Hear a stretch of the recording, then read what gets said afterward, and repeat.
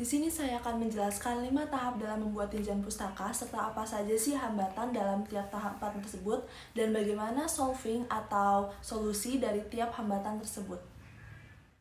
Yang pertama yaitu mencari literatur yang relevan. Untuk mencari literatur yang relevan ini, kita membutuhkan topik yang jelas. Tetapi terkadang kita sebagai peneliti itu kurang menguasai akan variabel penelitian.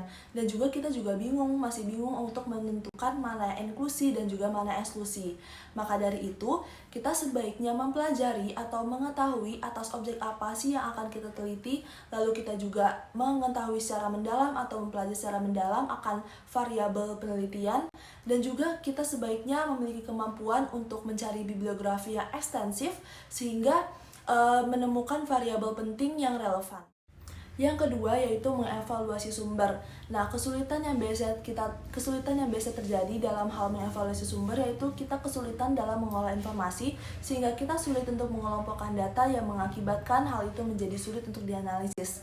Nah, yang harus kita lakukan yaitu dengan mengumpulkan dan mencatat setiap keywords dari setiap sumber yang berhubungan dengan topik yang akan kita teliti atau yang akan kita tuju. Lalu setelah itu kita hubungkan dari setiap sumber tersebut dengan topik yang akan kita tuju atau kita inginkan ini.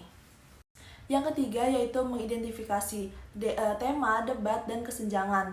Nah, untuk mulai mengatur argumen dan struktur tinjauan pustaka, kita perlu mengetahui atau kita perlu memahami koneksi dan hubungan di antara sumber yang telah kita baca.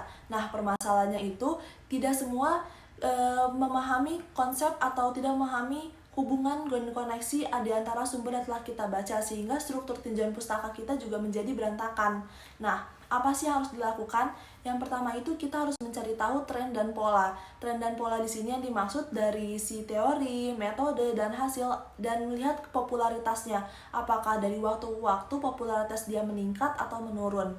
Lalu yang kedua, kita harus mencari tahu juga konsep apa sih yang muncul dari setiap literatur yang telah kita baca.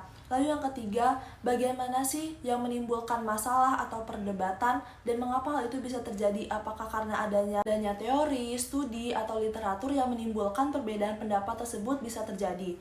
Lalu yang keempat atau yang terakhir yaitu kita harus mengetahui apakah dalam literatur tersebut ada yang kurang atau ada yang hilang, atau kita juga bisa mencari kelemahan dari literatur tersebut yang nantinya bisa dimanfaatkan apabila akan dilakukan penelitian lebih lanjut.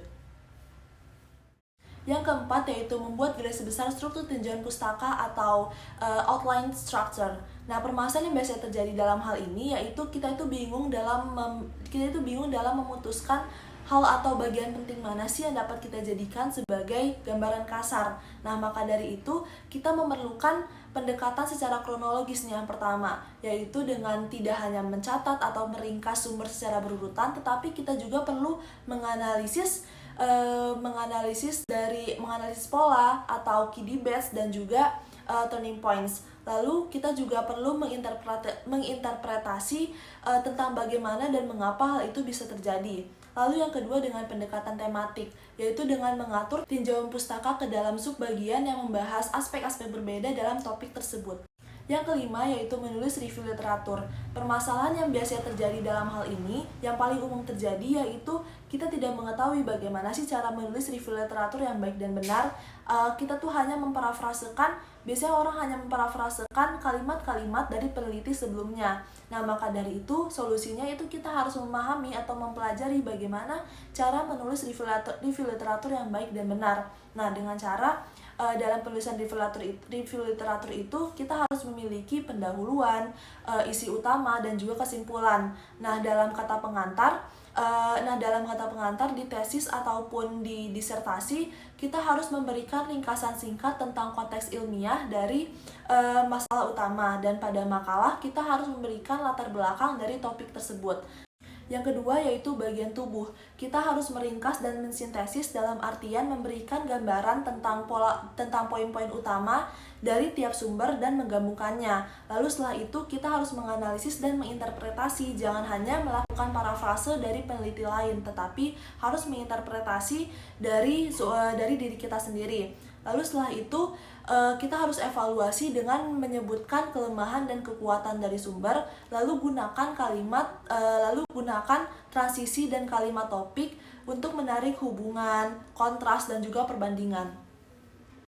Yang terakhir yaitu kesimpulan yang dapat dilakukan dengan ringkas keywords yang telah kita ambil.